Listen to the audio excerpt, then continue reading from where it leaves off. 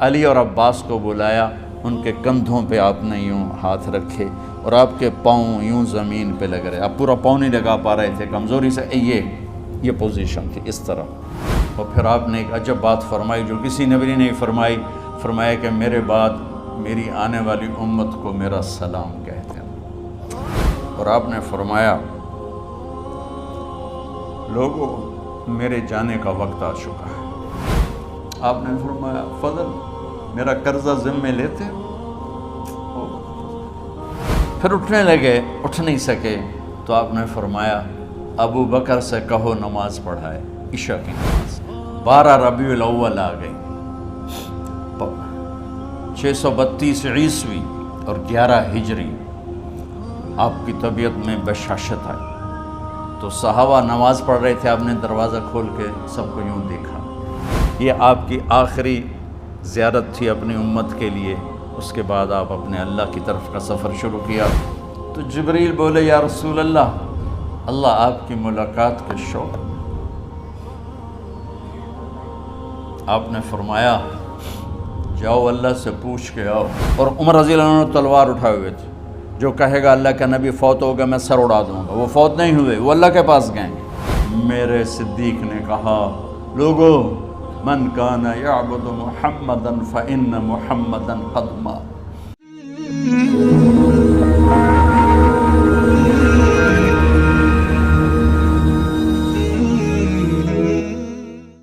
تو میرے یہ سارے ساتھیوں نے میرے ذمے یہ لگایا تھا کہ میں تھوڑا سا آج وفات نبی پر تھوڑی سی بات کر لوں، تو اسی کو میں پیش کرنے کی کوشش کر رہا۔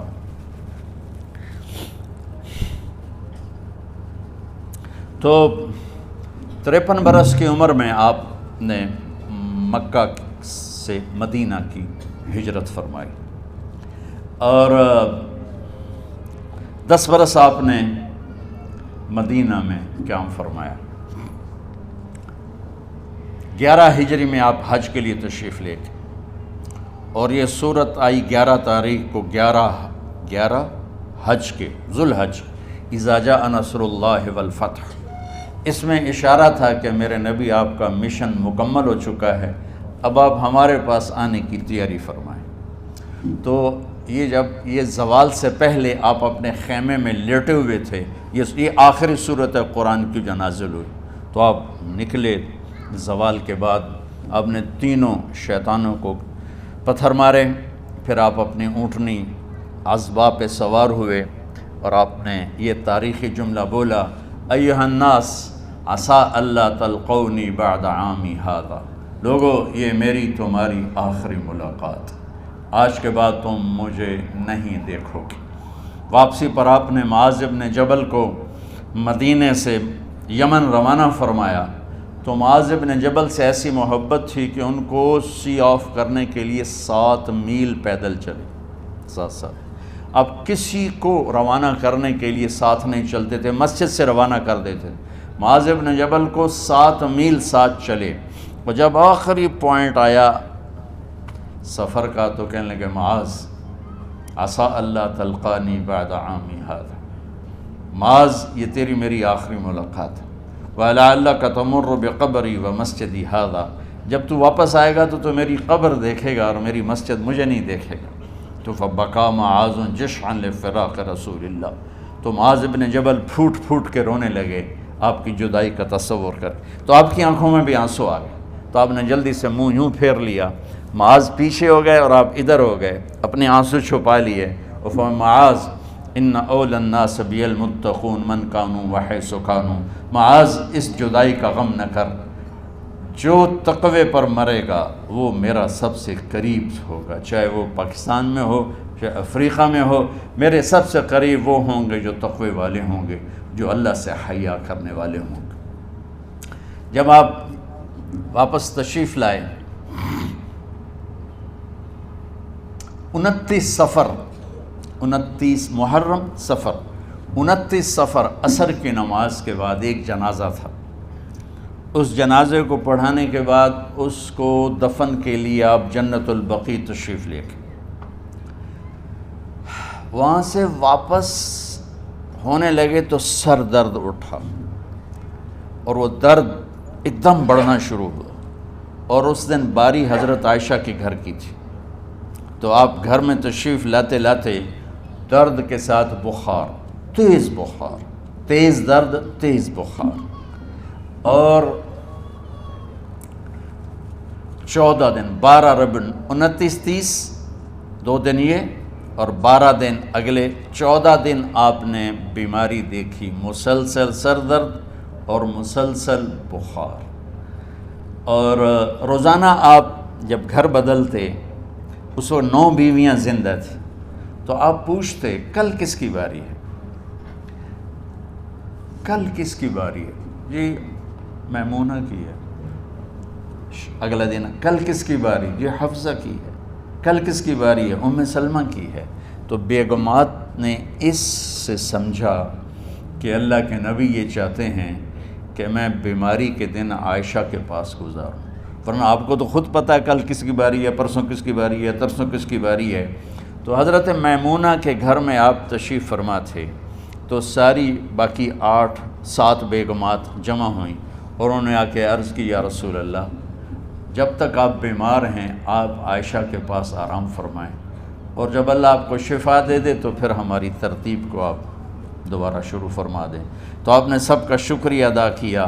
عدل کی مثال کا اسلام جب دوسری شادی کی اجازت دیتا ہے تو عدل کی شرط لگاتا ہے، اِلَّمْ تَعْدِلُوا، اگر عدل نہیں کر سکتے پھر ایک ہی ہے عدل۔ اور آپ نے فرمایا جس نے دوسری شادی کی اور عدل نہ کیا، کتنی مرضی عبادت کر کے آیا، تو قیامت کے دن آدھا حصہ اس کا فالج زدہ ہوگا، ایک سائیڈ اس کی فالج زدہ ہوگی، کتنے ہی مراقبے کر کے کتنی ہی نمازیں پڑھ کے آیا ہو، انصاف نہیں کیا تو پورا آدھا حصہ فالج کی پکڑ میں ہوگا۔ تو جب سب بیگمات نے یہ کہہ دیا کہ آپ وہاں گزاریں، تو آپ نے شکریہ ادا کیا، علی اور عباس کو بلایا، ان کے کندھوں پہ آپ نے یوں ہاتھ رکھے اور آپ کے پاؤں یوں زمین پہ لگ رہے، آپ پورا پاؤں نہیں لگا پا رہے تھے کمزوری سے، یہ پوزیشن تھی اس طرح۔ اور یہ پیر کا دن تھا، آپ حضرت عائشہ کے گھر میں داخل ہوئے، اور اگلے پیر کو حضرت عائشہ کے گھر میں آپ اپنے اللہ کے پاس چلے گئے۔ آخری ہفتہ آپ نے حضرت عائشہ کے گھر میں گزارا۔ صحابہ ملاقات کے لیے حاضر ہوئے تو آپ ان کو دیکھ کے رونے لگے اور فرمایا کہ میں تمہیں اللہ کے سپرد کرتا ہوں، اللہ تمہاری حفاظت کرے، اللہ تمہارا ساتھی ہو، آواکم اللہ، حفظکم اللہ، نصرکم اللہ، بہت دعائیں دی۔ تو عبداللہ بن مسعود رضی اللہ تعالیٰ عنہ نے پوچھا یا رسول اللہ، لگتا ہے جیسے جانے کا وقت ہے، تو آپ کو غسل کون دے گا؟ تو آپ نے فرمایا میرے اہل بیت۔ آپ کو کفن کون دے گا؟ کہا میرے اہل بیت۔ آپ کا جنازہ کون پڑھے گا؟ تو آپ رونے لگے۔ تو آپ نے فرمایا جب تم مجھے غسل دے دو تو سب نکل جانا، سب سے پہلے میرے 2 وزیر جبریل و میکائیل آئیں گے اور وہ میرے اوپر درود و سلام پڑھیں گے۔ ہمارے نبی کا جنازہ ایسے نہیں ہوا اللہ اکبر اور پیچھے صفیں، آپ کی چارپائی کے پاس آ کر صحابہ کھڑے ہو جاتے تھے، وہ میں ابھی بتاتا ہوں۔ تو آپ نے فرمایا سب سے پہلے جبریل و میکائیل آ کر میرے اوپر درود و سلام پڑھیں گے، پھر اس کے بعد 7 آسمان کے فرشتے باری باری آئیں گے۔ جب وہ چلے جائیں گے تو پھر سب سے پہلے میرے خاندان، میرے اہل بیت کے مرد آ کر میرے اوپر سلام پڑھیں گے، پھر ان کی خواتین آ کر سلام پڑھیں گی، پھر ان کے بچے آئیں گے، پھر ان کے نوکر اور نوکرانی آئیں گی، اس کے بعد مہاجرین مکے کے قریش آئیں گے، اس کے بعد ان کی عورتیں آئیں گی، ان کے بچے آئیں گے، ان کے نوکر اور نوکرانی آئیں گی، اس کے بعد مدینہ والے آئیں گے، پھر مدینے کی خواتین آئیں گی، پھر ان کے نوکر نوکرانی آئیں گے، اور اس کے بعد مجھے تم اللہ کے سپرد کر دینا۔ اور پھر آپ نے ایک عجب بات فرمائی جو کسی نبی نے نہیں فرمائی، فرمایا کہ میرے بعد میری آنے والی امت کو میرا سلام کہہ دینا، اور انہیں کہنا کہ ان کے بعد جو آئیں ان کو بھی میرا سلام کہہ دینا۔ اور اس طرح میرے سلام کو قیامت تک اللہ کے نبی نے پہنچایا کہ ہر آنے والی امت، ہر آنے والی نسل، اگلی نسل کو اس نبی کا سلام پہنچائے۔ آپ کے جانے میں 5 دن باقی تھے، تو آپ نے فرمایا مجھے 7 کنوؤں کے پانی سے غسل کرواؤ۔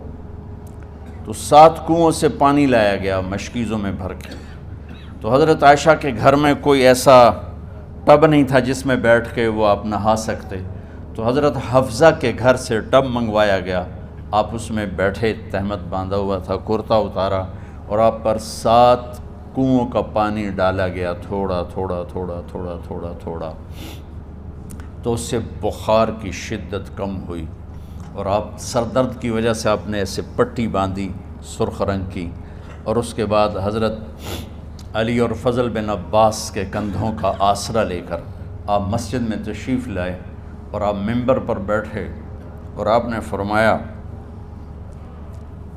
لوگوں، میرے جانے کا وقت آ چکا ہے، میں نے کسی پر زیادتی کی ہو، کسی کو تھپڑ مارا ہو، کسی کو چھڑی ماری ہو، کسی کا حق دبایا ہو، تو میں اپنی جان کے ساتھ، مال کے ساتھ حاضر ہوں، مجھ سے یہیں بدلہ لے لو، آخرت میں میرے خلاف کوئی دعویٰ نہ کرنا، میں آخرت کے حساب کو برداشت نہیں کر سکتا۔ جن کے طفیل لوگوں کا حساب معاف ہوگا، جن کی طفیل، جن کی شفاعت پر لوگ بے حساب جنت میں جائیں گے، وہ روتے ہوئے فرما رہے ہیں کہ میں آخرت کے حساب کو نہیں دے سکتا۔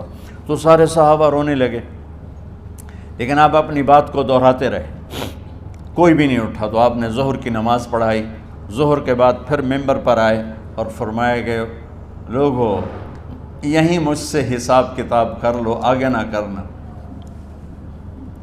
بتاؤ میں نے کسی کا کوئی حق دینا۔ ایک صحابی کھڑے ہو، یا رسول اللہ، آپ نے میرے 3 روپے دینے ہیں، 3 درہم۔ تو آپ نے فرمایا دینے ہوں گے ضرور، پر مجھے یاد نہیں، بتاؤ کہ کس طرح دینے ہیں؟